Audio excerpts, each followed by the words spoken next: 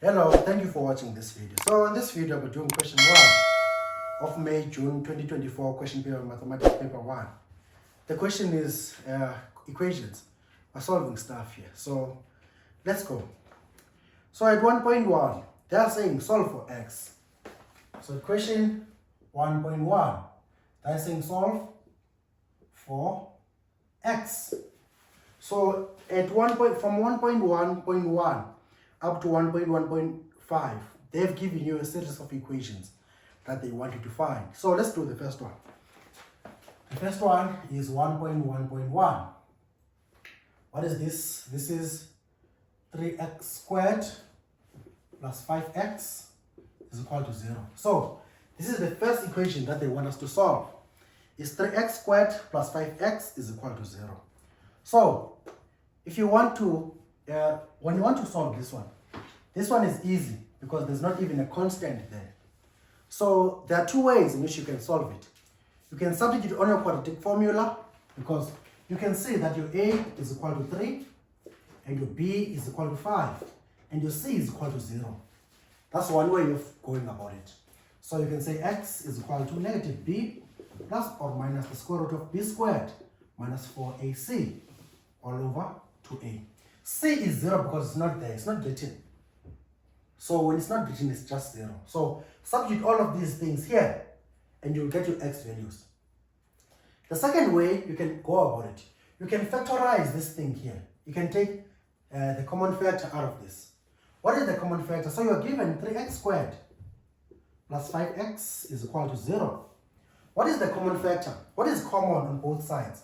X is the common factor. So you can take our x as a common factor. So you take your x out. What are you left with here? You'll be left with 3x here plus 5 is equal to 0. That's what you're left with. So here you have, if you can multiply back by x, x times 3x will give you 3x squared. X times 5, it will be 5x. So you have factorized correctly. Now what you have that this x times this bracket, the answer is 0, right? So if you have a times b and the answer is 0, the only way this is 0 is either a is equal to 0 or b is equal to 0. One of them should be 0 in order to get the product of 0. So if the product of a and b is 0, at least one of them should be 0. So this is a similar situation because you have that x times this bracket is 0. In order for this product of the two things, which is this x and this bracket, to be 0, your x should either be 0 or your 3x plus 5 should be equal to 0. That's what should happen. If the product of x and this bracket is 0, either this x is 0 or this what is inside this bracket is 0. Because if your x is 0, 0 times whatever that is in here, the answer will be 0. And if this is 0, x times 0 inside, which is we're having 0 or in all of this area, the product will be 0. Then from there you can solve for your x here, transpose the 5 to this side. So you have 3x is equal to minus 5 divided by 3 divided by 3. You get that your x is equal to minus 5 over 3. This is the first one. And we're done here. So your x is 0 or your x is equal to minus 5 over 3. And we're done with this question. We go to the next one, which is, what did they give us? It's 1.1.2. At 1.1.2, they gave us 4x squared plus 3x minus 5 is equal to 0. That's what they gave us. 4x squared plus 3x minus 5 is equal to 0. So they also gave you a hint. They say answers correct to 2 decimal places, which is the answers of this thing should be corrected or should be rounded off to 2 decimal places. No problem. What do we do from here? From here, this hint that they've given us that your answers should be corrected to 2 decimal places, I would take it as a hint that this equation here does not have rational solutions, right? So factorizing it would be very difficult with, or not possible with rational factors. So what you do, use your quadratic formula here. So in this case, your A is equal to 4, your b is equal to 3, and your c is equal to -5. That's what you have. So your quadratic formula here is it. Your x is equal to negative b plus or minus the square root of b squared minus 4 into ac all over 2 times a. Then your x is equal to negative b. What is your b? Your b is equal to 3, right? So you have 3 plus or minus the square root of 3 all squared minus 4 into a. What is your a? Your a is 4, and the c is -5, right? All divided by 2a. What is your a? Your a is 4. Then you punch this, that you get that your x is equal to, or your x is equal to. So let's punch that in our calculator and see what we get. So we say, negative b, which is negative. What is negative b? So our b is 3 plus the square root of 3 all squared minus 4 times a.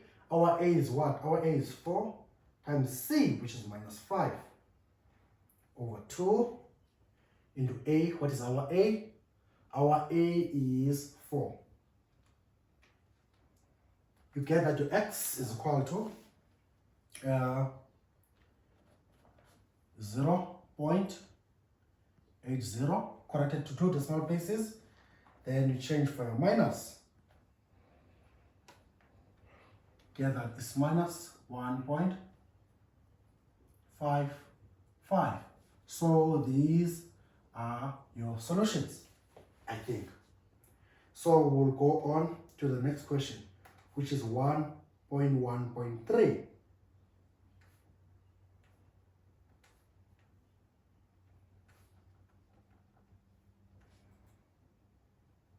So we're doing 1.1.3. So at 1.1.3 we have x minus 1 all squared minus 9 is greater or equal to 0. This is what we're given. So they want us to solve for x here as well. So they have given us this equation. What do we do first? What we need to do, we need to find the critical values, right? We need to find the critical values. So say, okay, we want to find our critical values, right? So we equate this to 0. So it will be x minus 1 all squared minus 9 is equal to 0. Then you multiply this bracket out. So you have x squared, or you have two brackets multiplying each other, which is x minus 1 and x minus 1 minus 9 is equal to 0. These two brackets is this here.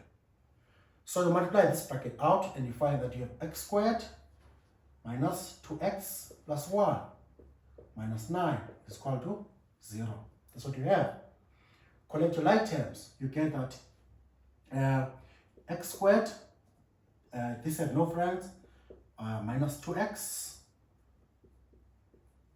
These two to be minus 8 is equal to 0. That's what you have. So at this point, you factorize or you use a quadratic formula. You can factorize or use a quadratic formula. So I'm going to factorize this to find the critical values. So what do I have?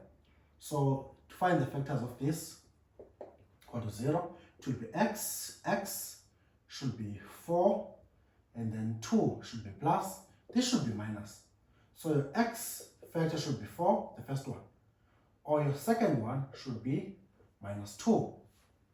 These are your factors. So what do you do at this point? You can use your timeline. You can use a number line, or you draw this function here.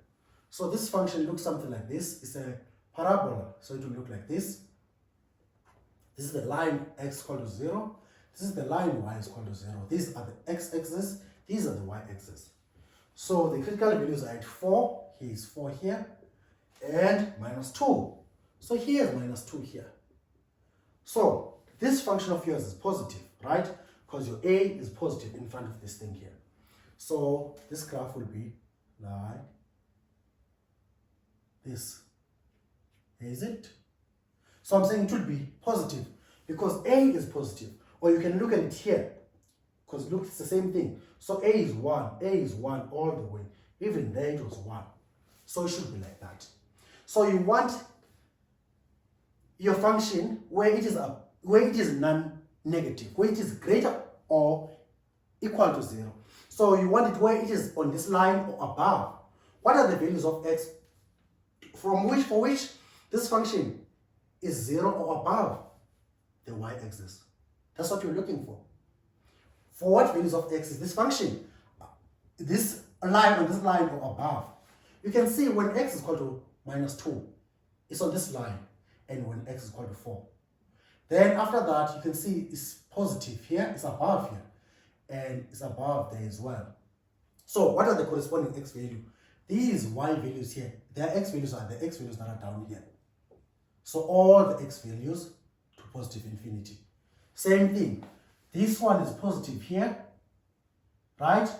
The corresponding x values that go with this being positive are all these values that you can see here to negative infinity. So how do you write it? You say your x, so this should be this interval here, which is from -infinity to -2.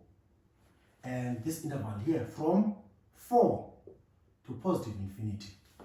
These are your solutions. So to write them proper, you put them together. You say your x should be inside this interval. -infinity, this is not 8. This should be negative infinity. -infinity to 2, to -2. Right? Together with what? This is a union, which is together with this interval, 4 to positive infinity. I believe this is your solution. Or if you want, you can say your x should be greater or equal to 4, or your x should be less or equal to -2, because these values are less or equal to -2, and these ones are greater or equal to 4. These x values that you can see here. So we're done with this question. 1.1.4, 1.1.3. Then we go to 1.1.4. What do we have at 1.1.4? At 1.1.4, we have that 5 raised to x minus 5 raised x is equal to 0. Right? That's what we have. So what do we do here?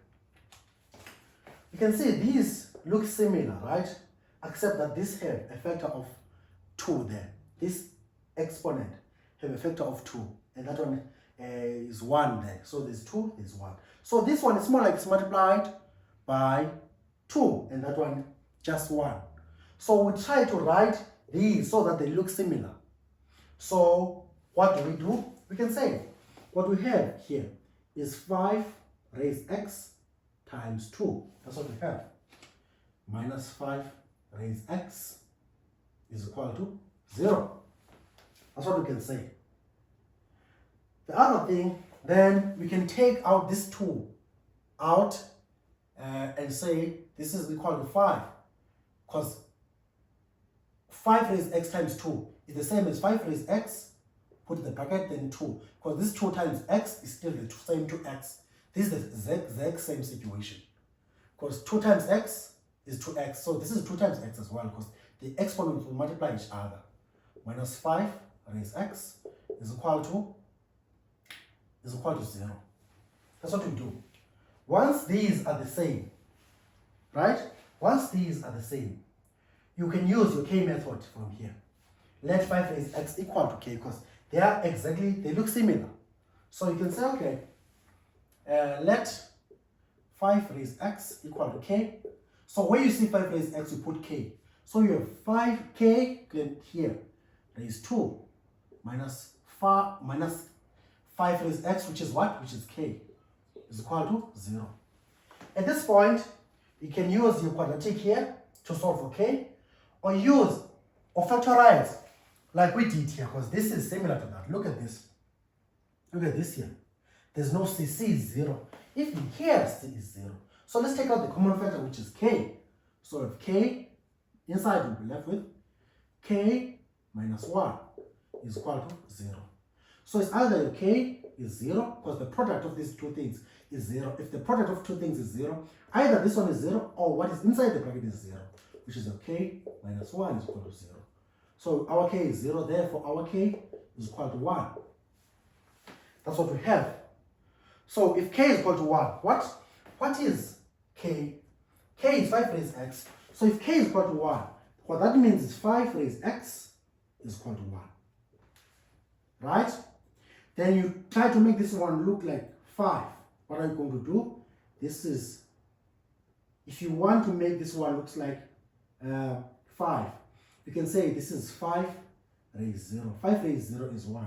So these two things are equal. So we have 5 raised x equal to 5 raised 1. If these two things are equal, you are saying they're exactly the same. If they're exactly the same, which means the fact that the exponent should be the same, which means x should be equal to 0. And we're done here. We're done. So we'll move to 1.1.5. So I'll have to clean the board. Seems like I don't have enough space. So let's clean the board. Okay, so now I'm done cleaning the board. We're going to do 1.1.5. We're still solving for x. So you are given x over square root of 20 minus x is equal to 1. That's what you're given, right? So if you're given something like this, what do? You first cross multiply, right? So this is over 1. So 1 times x, this will be x, is equal to this times 1. Square root of 20 minus x times 1. The answer will be the square root of 20 minus x. Right? What is the next step? You know very well, when you have equations like this, equations of sets, what do? You square the left-hand side and square the right-hand side. So this will become x squared, and this and that go away. What you're left with? You're left with 20 minus x. Then you transpose this to this side. So what do you have? You have x squared plus x minus 20 is equal to 0. So when you're here, factorize this thing here, or take it to your quadratic formula. So I'll factorize it and say it's equal to 0. You have x, you have 4, you have 5. Then you have plus, you have minus here. So your x is equal to what? Your x is equal to 4, or your x is equal to minus 5. That's what you have. No problem. So, but now if you are dealing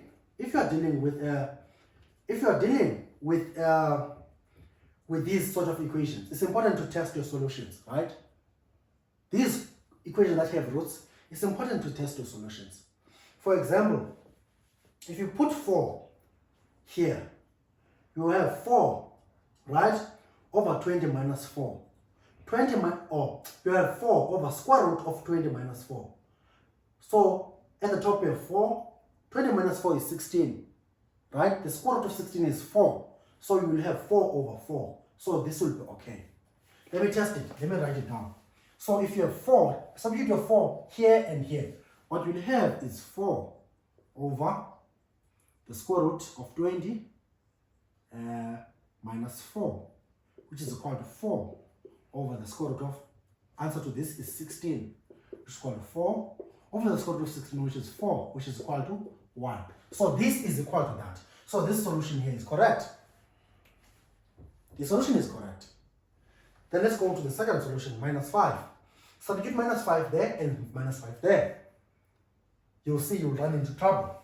So you have minus 5 over the square root of 20 minus negative 5 is equal to negative 5 over the square root of this will be 25. This is equal to minus 5. What is the square root of 25? It's 5, right? So you have negative 5 over 5, which is equal to minus 1. But this is not equal to that. So this solution is wrong here. This solution is wrong. So your x cannot be equal to minus 5. So this is the correct solution. And we're done with 1.1.4. Let's go to the last one of what? Oh, this was 1.1.5 actually. So we're done with the 1.1 questions. This is 1.1.5. And we're done. We'll go to the next question, which is 1.2. I'll write that down and then we'll do it.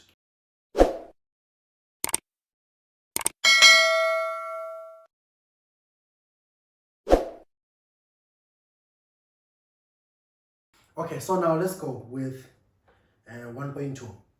So 1.2 reads as follows. Solve for x and y simultaneously.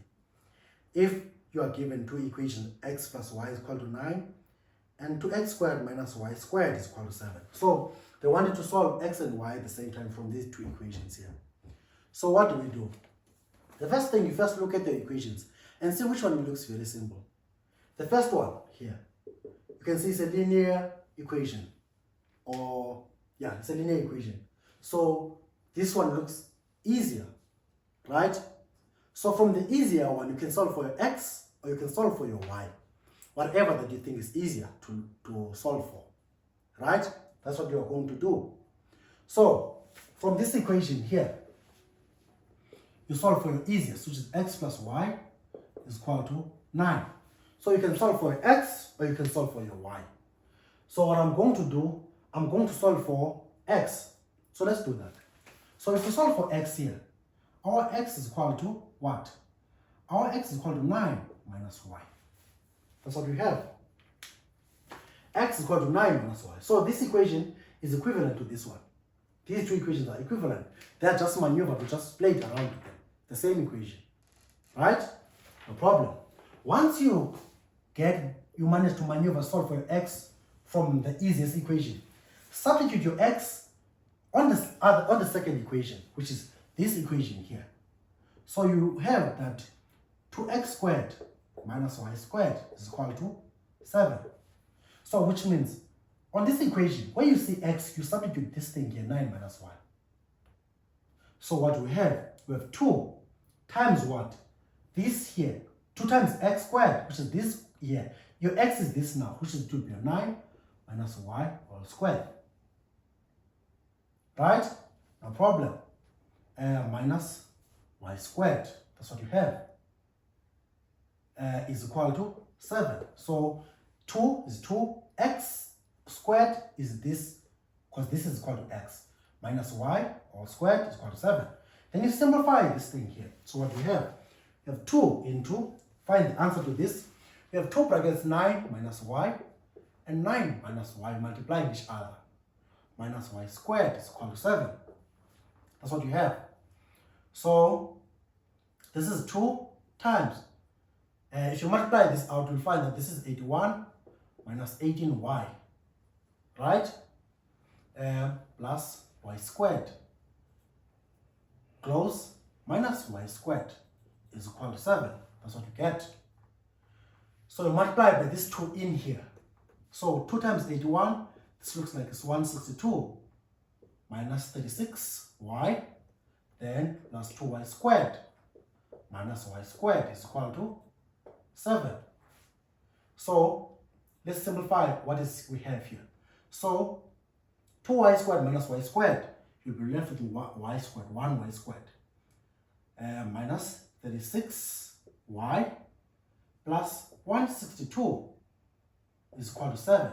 So let's take the 7 to the side. So what do we have? We have y squared minus 36y, right? Plus 162 minus 7 is equal to 0. Then, if you simplify these two, you have your y squared minus 36y, 162 minus 7. So this is plus 155 is equal to 0. That's what you get. So, because these are big numbers, on cases like this, I will use quadratic equation. So, my y is equal to negative b plus or minus the square root of b squared minus 4ac, all divided by 2a. So, my y is equal to negative. What is my b? My b is minus 36 plus or minus the square root of negative 36 all squared minus 4a. What is your a? It's 1 times c. Your c is 155. All divided by 2 times a. Your a is what? Is 1. So your y is equal to the answer, or your y is equal to, you get 2 y values. So let's go ahead and find those y values. So say negative b, our b is negative 36, plus the square root, punch this as is, of negative 36, all squared, minus 4, into a, which is 1, c, which is 155, over 2 times a, which is 1. get that your y is equal to what? Your y is equal to 31. Or your y is equal to 5. These are your values for y. Now that you have your y values, what you need to find is your x values. You said your x is equal to 9 minus the y value. You have the y value. If your x is equal to 31, if your y value is equal to 31, your x value should be equal to 9 minus 31, right? Or if your y is equal to 5, your x value should be equal to 9 minus 5, right? So what is 1 minus 31? 9 minus 31. That is equal to, your x is equal to negative 22. Or your x is equal to 4, right? So your x value, your coordinates is minus 22. And y, which is 31, or is 4 and 5. These are your solutions. And I hope it does make sense to you, like it does to me. I'm just going to check them out and see what we find. 31 squared, 47. So I'll put a 4 here and put a 5 there. So yeah, these are the solutions. And I hope it does make sense to you, like it does to me. I'll go to the last question of question 1, which is 1.3. So let's do 1.3.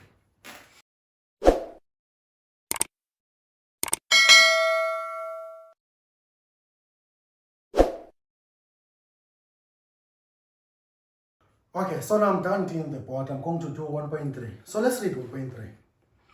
1.3 reads as follows. Given that P is equal to 1 minus A, and T is a product of A of 1 plus A, 1 plus A squared, 1 plus A to the power 4, times all others in between, up to this one here, 1 plus A raised 512, right?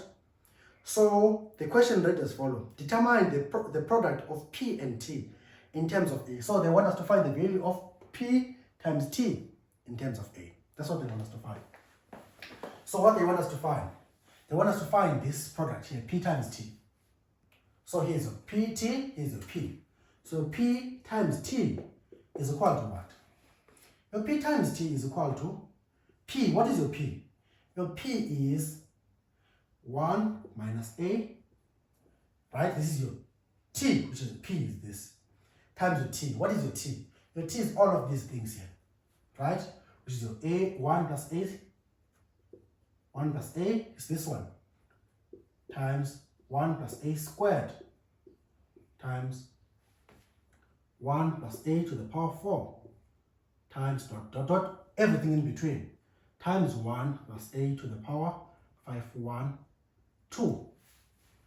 So, what we have here, this here, 1 minus A, is P. And this here, up to this point, is T, because T is from 1 plus A up to, it's a product of all these things, even those that are inside, up to 1 times 1 plus A raised 512. So this is your T. So this is your P here, and all of, this is your P here, and all of this is your T. That's what they want us to find. They want us to find the product of this thing here. No problem. So how do we approach this? The first thing that I would recommend, multiply the first two, this one and this one here. So you have your P times T equal to, find the answer to this. If you multiply these two brackets, you will find that your answer is 1 minus A squared. Right? The answer to this here. This is the answer, the product of these two things. If you multiply these two brackets out, this is what you get. Right? So what you get, then you will be left with all these ones up to that side. So which is you're left with 1 plus A squared. 1 plus A raised 4 times dot, dot, dot. 1 plus A raised 512. That's what we're left with. So this one is gone because it's here. So you multiply these two. But look, if you're looking at this, these two have a same shape but different signs here. If you look at them, these, when you multiply them, you got this. This is a difference of 2 squares because this is 1 squared. This is a difference of 2 squares. Right? But look now, this and this, they look exactly similar. So if you multiply them, you'll get some sort of different, your answer that you'll get here will be similar to this one, but with a minus here. Right? So you will have a difference of 2 squares of some sort. But let's go. So the next thing now, we'll multiply this one and the next one. Right? So your P times T is equal to, multiply this. If you multiply this and this, you'll get that your final answer after multiplying them out, it will be 1 minus A raised 4. Multiply this out. You should know how to multiply this out. This time this times that, this time this time that. Then the A squares will cancel each other. So the answer to this is this one. So whatever that you will be left with, will be multiplying the rest of those, which is 1 plus A raised 4 times dot dot dot 1 plus A raised 512. That's what you have. So this will continue all the way there, because these will form a difference of 2 squares. And that difference of 2 squares, P times T, will be equal to 1 minus A raised 8, right? And then here, what you will have after this one, it will be A1 plus A raised 8. Then the same thing continues up to 1 times A raised 512. So this will continue until it gets there. So when it gets there, what will be in front of, the product of all the terms that are in front of this one will be A minus 5. Sorry, it will be 1 minus A raised 512. So the product of all these terms in front of this one, your P times T, the product of all the terms from the first one up until the one in front of this one, they will all come down to 1 minus A raised 512 times 1 plus A raised 512. And this is a difference of 2 squares, like the rest of them. So the final answer should be something along the lines of 1 minus A raised 10, 24. So it should look something like that. That's what I think, at least. So therefore, the product of P and T is equal to 1 minus A raised 10, 24. That's what I think. And I hope it does make sense to you, like it does to me. I'm done with question 1. And thank you for watching. Cheers.